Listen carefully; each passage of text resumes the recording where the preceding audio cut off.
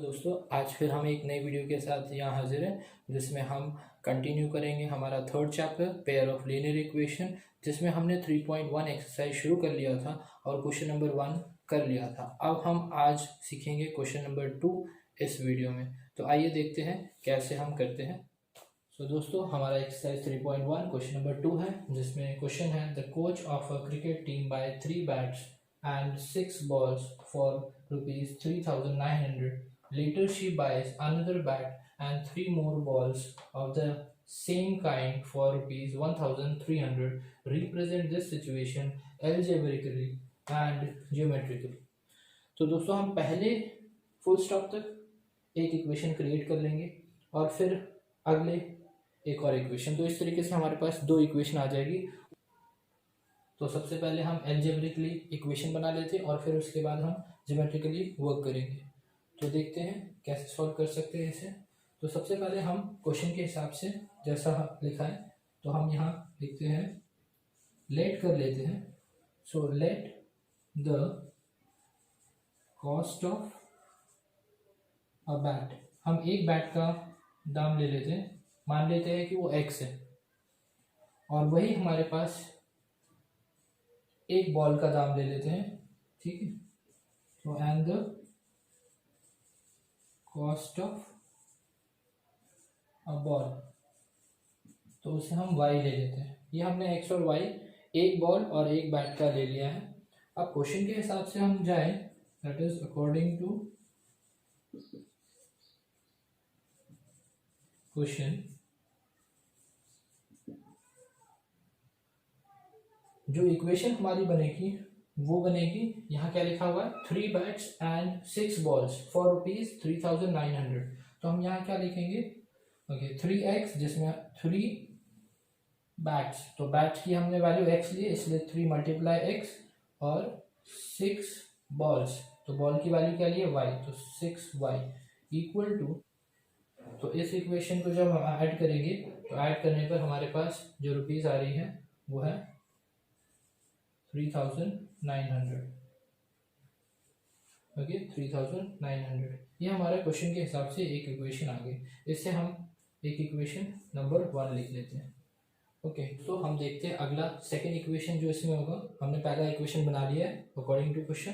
Then second equation जो है हमारा, she buy another bat and 3 more balls. So इसके अकॉर्डिंग हम बना लेंगे बैट प्लस 3 मोर बॉल्स। तो बॉल के लिए हमने y लिया है 3y इक्वल टू, एंड इसका सम जो है हमारे पास आएगा 1,300। ये हमारी सेकंड इक्वेशन होगी। तो दोस्तों अब आपको पता चल गया किस तरीके से हमने दो इक्वेशन एल्जेब्रिकली बना ली है। अब हम इन दोनों इक्वेशन की ही मदद से आगे ग्राफ बनाएंगे। ओके तो आइए देखते हैं ग्राफ कैसे बनेगा। तो दोस्तों जैसा कि हमारे पास पहला इक्वेशन ये आया हुआ था, इस इक्वेशन के अकॉर्डिंग हम एक टेबल बना लेते हैं जिससे हम x और y के कोऑर्डिनेट ढूंढ लेंगे। तो चलिए देखते हैं, हमें पता है क्या करना है। पहले हमें एक टेबल बना लेना है। ओके हम इस तरीके से टेबल क्रिएट कर लेते हैं। तो अगर हमने x और y की वैल्यू यहाँ फिलअप करनी है, अब मैं यहाँ गेस करूँगा कि जैसे कि हमारे पास x की वैल्यू क्या लें, तो मैं यहाँ x की वैल्यू जो है या y की वैल्यू, जिसमें से भी जो आपको पसंद हो, वो x या y दोनों में से कोई भी वैल्यू आप ले सकते हैं। तो मान लीजिए मैंने y की वैल्यू 500 ली है। अब देखते हैं x की वैल्यू कितनी आती है। तो मैं y इक्वल्स टू 500 लिख रहा हूँ। यहाँ वैल्यू पुटअप करेंगे 3x प्लस 6y,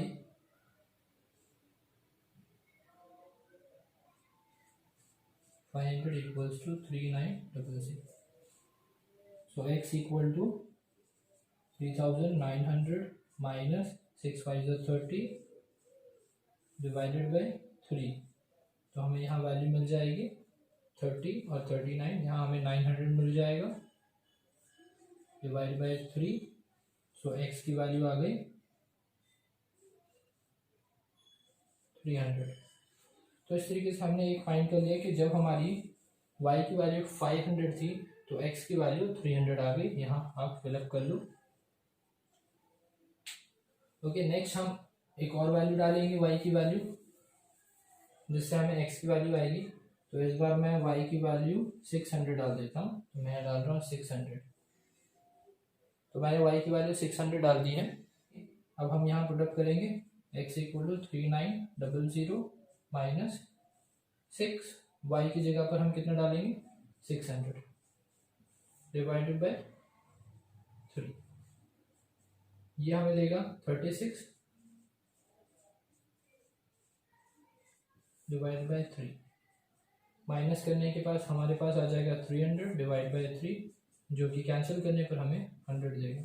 तो जब मैंने y की वैल्यू 600 ली थी तो हमारी x की वैल्यू जो है वो 100 आएगी। हम एक और वैल्यू फाइंड कर लेते हैं। तो इस बार मैं y की वैल्यू ले लेता हूँ 700। तो मैंने 700 वैल्यू ले लिए। अब मुझे यहाँ वैल्यू डालनी है। सो x इक्वल टू 3900, इसमें माइनस 6700 बाय 3। तो इस तरीके से हमें यहाँ मिल जाएगा 3900 माइनस 4200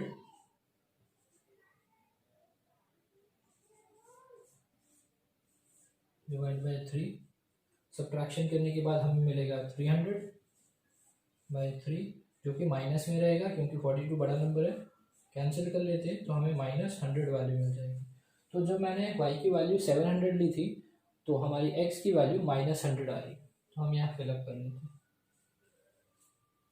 ठीक है दोस्तों, तो आपको इतना पता चल गया कि एक इक्वेशन से हमने ग्राफ के लिए कोऑर्डिनेट ढूंढ लिया है। इससे हमें एक लाइन मिलेगी। अब हम सेकंड इक्वेशन का भी इसी तरीके से सॉल्व करेंगे ताकि हमें एक और लाइन के लिए कोऑर्डिनेट मिल जाए। तो जैसा कि दोस्तों आपने पहले इक्वेशन में देख लिया था, तो हमें ये ग्राफ के लिए एक टेबल मिला था। अब हम सेकंड इक्वेशन सॉल्व कर रहे हैं जिसमें हमने एक और टेबल क्रिएट करना है ताकि हम ग्राफिकली सेकंड लाइन क्रिएट कर सकें। तो हम थोड़ा इस इक्वेशन को और थोड़ा सिंप्लीफाई कर लेते हैं। x equal to 1300 minus 3y।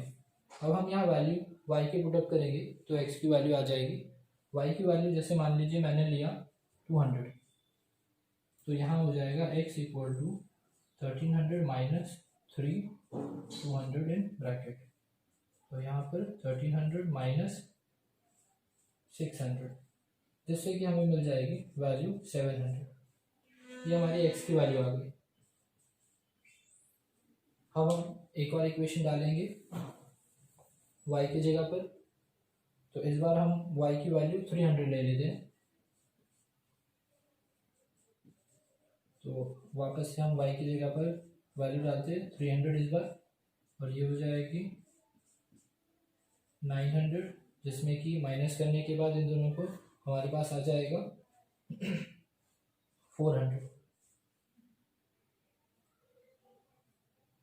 तो इस तरीके से हमारे पास x की एक और नई वैल्यू आ गई, जिसे हम 400 लिख लेंगे।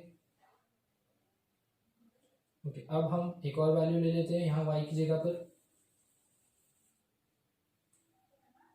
इस बार मैं 400 ले लेता हूँ। So x equal to 1300 minus 3 in bracket 400. So 1300 minus 412, और ये हमें मिला 100। तो जब हमारी 400 की वैल्यू हमने ली थी, तो जब हमने 400 की वैल्यू रखी थी y की जगह पर, तो हमें x की वैल्यू 100 रखी है, तो ये 100 वैल्यू आ गई। तो इस तरीके से दोस्तों हमारे पास दोनों इक्वेशन की टेबल आ गई है। अब हम इन दोनों ही टेबल को देखकर ग्राफ क्रिएट करेंगे जिसमें हमें दो लाइन मिलेगा।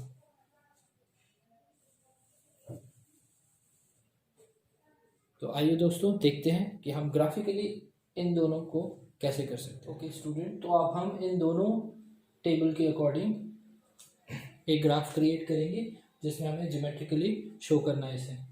तो पहले हम क्रिएट कर लेते हैं। यहाँ पर एक्सिस देखना है हमें। एक्स एक्सिस में मैक्सिमम नंबर हमारे पास कितना है 700, और वाई एक्सिस में मैक्सिमम 700।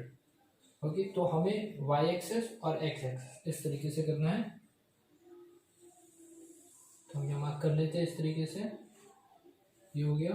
और यहाँ हम मार्क कर लेते हैं, ये हमारा वाई एक्सिस मान लीजिए, ये वाई एक्सिस हो गया, और ये एक्स एक्सिस, ये एक्स डैश और ये y डैश। यहाँ वैल्यू नेगेटिव होती है और ये नेगेटिव होती है, यहाँ पॉजिटिव और यहाँ पॉजिटिव होती है।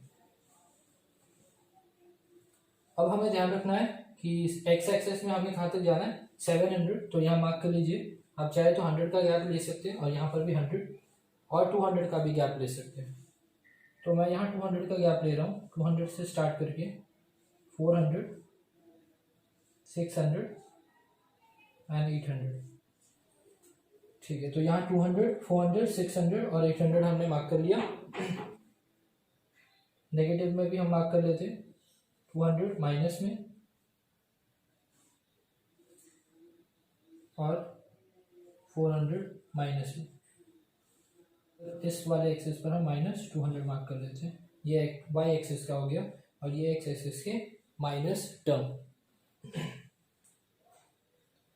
अब हमें यहाँ एक्सिस को चेक करना है, तो पहले हम इस लाइन को क्लियर करते हैं। x 300, x पर 300 हमें देखना है, तो ये x एक्सिस है, यहाँ 300 यहाँ कहीं मिडिल में आएगा 300, और कहाँ पर जाना है y एक्सिस में 500, तो 500 यहाँ कहीं मिडिल में आएगा। तो हम डॉटेड लाइन से देख लेते हैं, तो ये हो गया हमारा 300 500 का एक पॉइंट। ओके, उसके बाद हमारे पास दूसरा है 100 एंड 600, तो एक्सिस पर x एक्सिस पर 100 यहाँ है कहीं, तो डॉटेड लाइन जाते हैं और कहाँ तक जाएंगे 600 यहाँ तक। ये हमारी एक पॉइंट होगी। तीसरा पॉइंट हमारा है -100 से 700, तो x एक्सिस पर देखेंगे, हमारा x एक्सिस जो है यहाँ पर इस तरफ आएगा, 100 माइनस में है इसलिए हमने इस तरफ लिया, और 700 यहाँ जाएंगे, ये रहा पॉइंट।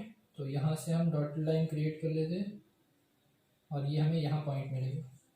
तो इस तरीके से हम देखेंगे फ्रेंड्स कि हमें एक लाइन यहाँ मिल गई है। तो ये पहले इक्वेशन की हमें लाइन मिल गई है जो कि हम ग्राफिकली देख रहे हैं। सेकेंड इक्वेशन इससे मिलेगी, तो हम इससे भी पॉइंट सर्च कर लेते हैं, सारे पॉइंट्स कोऑर्डिनेट हम मार्क कर लेते हैं। तो एक्सिस x में 700 है, तो x में हम देखते हैं 700 कहाँ पर है, तो यहाँ कहीं बीच में पॉइंट आएगा 700 का। y में 200 जाना है, ये रहा पॉइंट, तो मैं डॉटेड लाइन से क्रिएट करके बता देता हूँ, ये रहा, ये हमारा हो गया एक पॉइंट। दूसरा 400 एंड 300, तो x एक्सिस में 400 ये रही और y एक्सिस में 300 जाएंगे, तो ये कहीं बीच में पॉइंट आएगा। मैं बाकी सारे डॉटेड लाइन मिटा दे रहा हूँ ताकि आपको क्लियर हो जाए। तो 400 और 300 यहाँ पर, तो ये रही पॉइंट। उसके बाद हमारे पास 400 और 100 का है, तो x एक्सिस में हम 100 पर जाएंगे, ये रहा, और कहाँ तक जाना हमें 400 जाना है, तो y एक्सिस में 400 ये रहा, तो ये हमें एक और पॉइंट मिल गया। ओके, इस तरीके से हम यहाँ पर एक लाइन क्रिएट कर लेते हैं तीनों पॉइंट्स को जोड़ के। तो दोस्तों अब आप देख सकते हैं कि हमें दोनों लाइन मिल गई है और ये दोनों लाइन इंटरसेक्ट हो रही है इस पॉइंट पर। आशा करता हूँ दोस्तों आपको ये क्वेश्चन 3.1 का क्वेश्चन नंबर 2 अच्छे से समझ में आया होगा। हम अपने NCERT मैथ्स की बुक 10th क्लास की उसमें से ये क्वेश्चन सॉल्व कर रहे हैं। आप अच्छे से समझने की कोशिश करिए। अगली बार हम क्वेश्चन नंबर 3 के साथ वापस मिलेंगे। Thank you.